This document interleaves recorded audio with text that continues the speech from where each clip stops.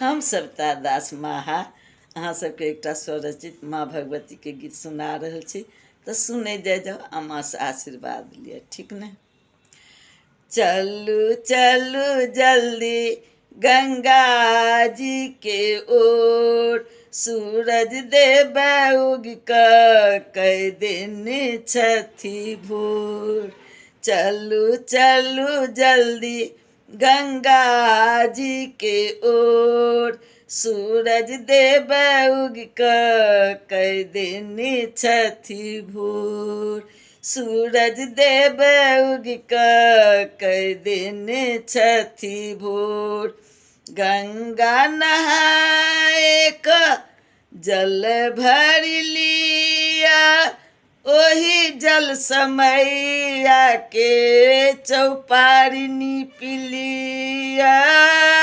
गंगा नहाए क जल भर लिया, ओही जल समैया के चौपारिनी पिलिया।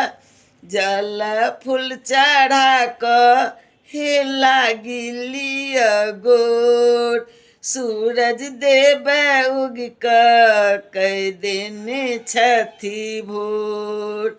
सूरज देव उग कई दिन छथि भोर।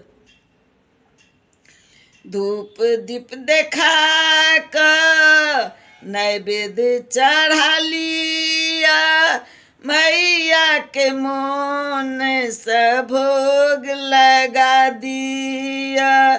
धूप दीप देखा क नैवेद्य चढ़ा लिया, मैया के मोन से भोग लगा दिया। मैया हेती प्रसन्न सेवक पर भोरे भोर, सूरज देव उग कई दिन छथि भोर। चलू चलू जल्दी गंगा जी के ओर, सूरज देव उग कई दिन छथि भोर। सूरज देव उग कई दिन छथि भोर। सबके काली मैया आशीष देती, सब हक आशा मैया पुरौती।